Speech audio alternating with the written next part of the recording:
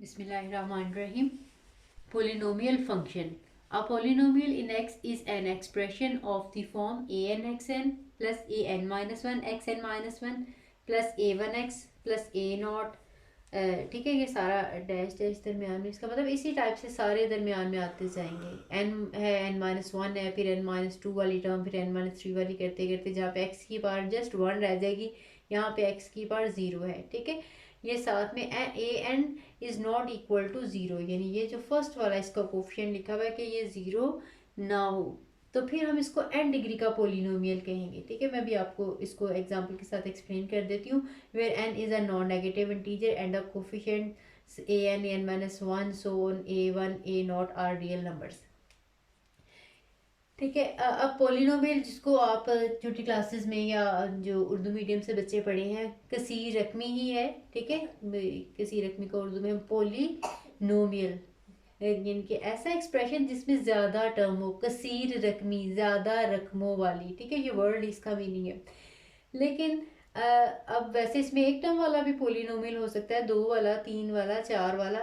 ठीक है, कितनी भी इसमें टर्म्स हो सकती हैं, तो वो इस टाइप का एक्सप्रेशन होगा। यानी एक्स की सपोज जैसे देखें, x7 plus 3x² minus 5x+4।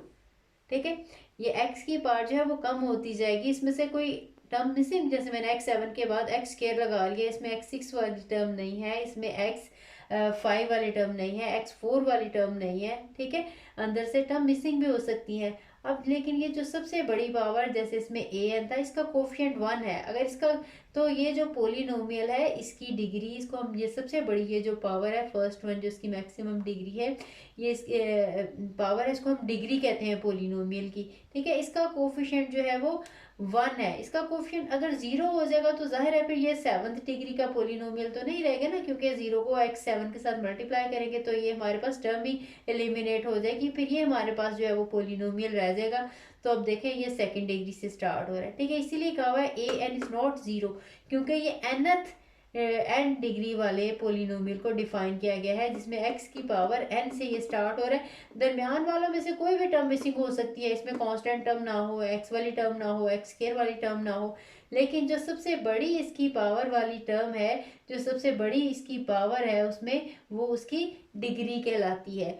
तो इसमें n, अब देखें ये जितने भी कोफिशिएंट है, जैसे इसमें x² का कोफिशिएंट कोई नहीं है, तो दैट मीन्स x² का कोफिशिएंट 1 है, x7 इसका 1 है, x² का 3 है, x का -5 है, और हमारे पास ये जो कांस्टेंट टर्म ये जो है ये 4 है। ये सारे के सारे रियल नंबर्स हैं। ठीक है, ये देखें, ये जिनके कोफिशिएंट है x के साथ जो स्टार्ट में लिखे हुए हैं, इनके कोफिशिएंट है ये a0, यही वाली जो कांस्टेंट टर्म है, ये x के साथ a1 जो है ये -5 है। ठीक है, ये हमारी 7 से स्टार्ट हो रही है। ठीक है, तो ये 7 डिग्री का पोलिनोमियल है। इनके दरमियान वाली टर्म में से एंड तक कोई सी भी मिसिंग हो सकती है, चाहे जस्ट जितना भी लिख दो, तो ये 7 आगे कुछ भी नहीं लिखा हुआ, सिर्फ इतनी ही लिखी हुई है, तब भी ये पोलिनोमियल है 7 डिग्री का। ठीक है, अगर ये 2 टर्म्स हैं फिर भी ये 7 डिग्री का पोलिनोमियल है, क्योंकि सबसे बड़ी पार्ट तो इसकी 7 ही है। इसमें अब देखें रिस्ट्रिक्शन क्या है कि पोलिनोमियल कब होगा। इसमें जो n है, ये जो इसकी n, दैट मीन एक्सपोनेंट या कह ले इंडेक्स या पावर कह ले x की, वो नॉन नेगेटिव इंटीजर होना चाहिए।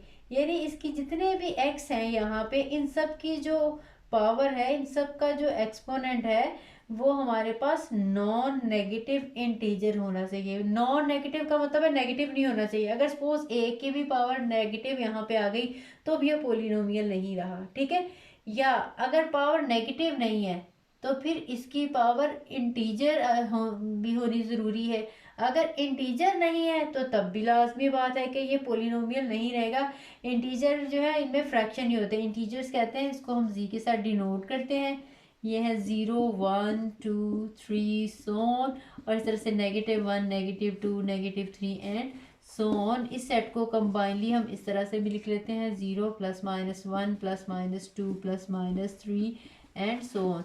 यानी जो भी इसकी पावर है वो इन पॉजिटिव इंटीजर्स में से होनी चाहिए, नॉन नेगेटिव इंटीजर्स में। दैट मीन एक्स की जो पावर्स है वो इसी तरह के अगर नंबर होंगे तो जब भी ये पोलिनोमियल होगा। अगर कोई नेगेटिव नंबर आ गया तब भी ये पोलिनोमियल नहीं रहेगा, और अगर ये पावर इन नंबर्स के अलावा यानी फ्रैक्शन में अगर आगे suppose x raise to power 1/2 आ गया तब भी ये पोलिनोमियल नहीं रहेगा, ठीक है।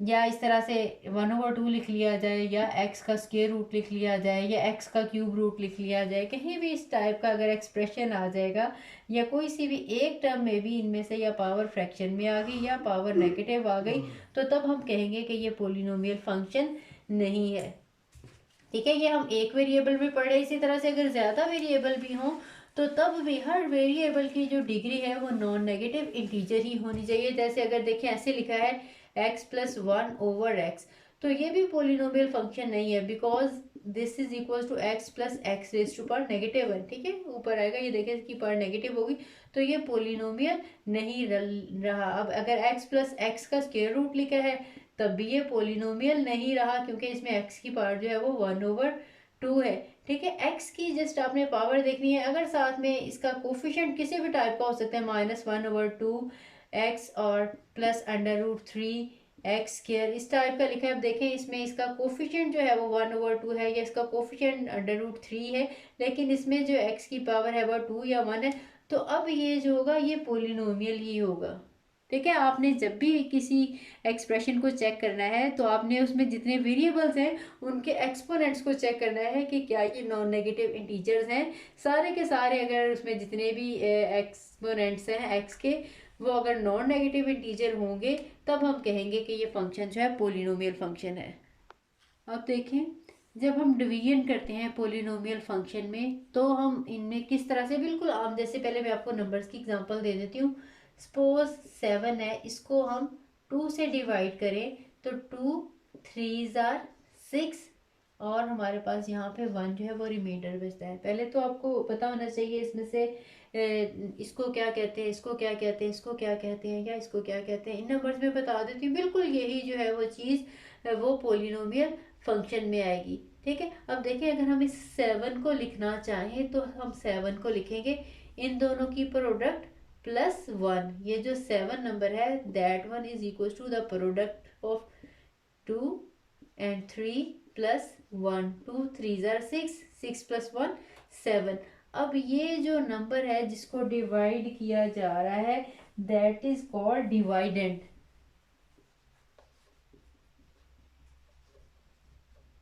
ठीक है। जिस नंबर के साथ हम डिवाइड कर रहे हैं दैट इज कॉल्ड डिवाइजर, ठीक है। जो हमारे पास ऊपर आंसर आएगा डिवीजन के बाद दैट इज कोशेंट,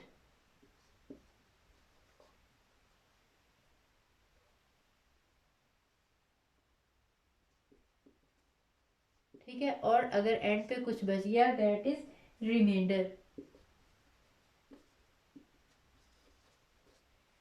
जो भी डिवाइडेंड होगा वो डिवाइजर और कोशेंट की प्रोडक्ट करके अगर उसमें रिमाइंडर ऐड किया जाए तो वो ही आएगा। तो इसको ये मैंने आपको एग्जांपल्स इसलिए दिया ताकि आपको अच्छे से समझ आ जाए। तो हम यहाँ से कह सकते हैं dividend is equals to divisor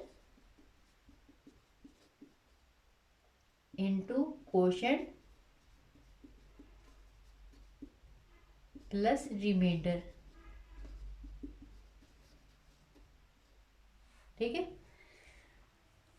ये प्रोडक्ट है, पहले इनको मल्टीप्लाई करना है आपने, बाद में आपने इसमें रिमाइंडर जो है ये ऐड करें। बिल्कुल इसी तरह से पोलिनोमियल फंक्शन है तो भी जब हम डिवाइड करेंगे सपोज x² +1 को अगर हम डिवाइड करें x +1 के साथ तो ये आ जाएगा, x के साथ मल्टीप्लाई करना आ जाए पड़ेगा, ये आ जाएगा x² + x, ठीक है। माइनस किया ये आ जाएगा -x +1, फिर उसके बाद उसको -1 के साथ मल्टीप्लाई करेंगे, ये आ जाएगा -x -1, ये आ जाएगा प्लस और ये भी पॉजिटिव हो जाएगा, ये कट जाएंगे, इसका आंसर आ जाएगा 2। तो इसमें भी बिल्कुल देखें ये जो है डिवाइज़र है, ये कोशेंट है, ये रिमाइंडर है और ये डिवाइडेंड है, तो इसको भी बिल्कुल इसी फॉर्म में लिखा जा सकता है। अगर इन दोनों को मल्टीप्लाई करके उसमें मैं 2 ऐड कर दूँ तो बिल्कुल यही चीज़ बन जाएगी। एक्सरसाइज 4.5 है, इसका क्वेश्चन नंबर 1 है। इन सब में हमने रिमाइंडर फाइंड आउट करना है using remainder theorem. Remainder theorem में कहा गया था देखिए अब ये जो है डिवाइज़र है और ये डिवाइडेंड है, ठीक है, यानी इसको इसके साथ डिवाइड किया जाए तो रिमाइंडर क्या बचेगा, पूरा डिवीजन करके वैसे तो फाइंड आउट किया जा सकता है एंड पे जो भी बचेगा, लेकिन रिमाइंडर थ्योरम ने ये कहा है कि अगर हम यहाँ से देखें, ये हमारे पास है x प्लस 1 इक्वल टू, इसमें हमने ज़ीरो रखा, ठीक है, तो यहाँ से हमने इसकी रूट निकाली नहीं, x का आंसर ले लेना है -1, ठीक है, यहाँ से इसको जो डिवाइज़र है इसको ज़ीरो के इक्वल करके यहाँ से x का आंसर निकालें, और जो पोलिनोमियल दिया हुआ था उसमें जब हम ये सब्स्टिट्यूशन करेंगे तो जो भी आंसर आएगा दरअसल वही इसका रिमाइंडर होगा। तो हमारे पास जो पोलिनोमियल है इसको एफ ऑफ एक्स के साथ लिखेंगे x square plus 3x plus 7, तो हम एफ ऑफ -1 फाइंड आउट करेंगे, -1 square plus 3 into -1 and plus 7, इसको जस्ट हमने सिंप्लीफाई करना है, 1 -3 प्लस 7 याद आएगा 8 -3 दैट इज इक्वल्स टू 5, तो जो भी आंसर आ जाएगा ये रिमाइंडर ही होगा, ठीक है। आपने इस सारे एक क्वेश्चंस में बिल्कुल इसी तरह से करना है, डिवाइजर को जीरो के इक्वल करके वहाँ से हमने एक्स का आंसर जो है वो निकालना है, और वही आंसर जो है वो हम सब्स्टिट्यूट करेंगे उस पोलिनोमियल में, सिंप्लीफाई करने के बाद जो आंसर आएगा वही उसका रिमाइंडर होगा। ये रिमाइंडर थ्योरम वही है जिसको आप मसला बाकी उर्दू में कहते थे, ठीक है। इस तरीके से ये सारा इसके क्वेश्चन नंबर 1 के सारे पार्ट्स हो जाएंगे।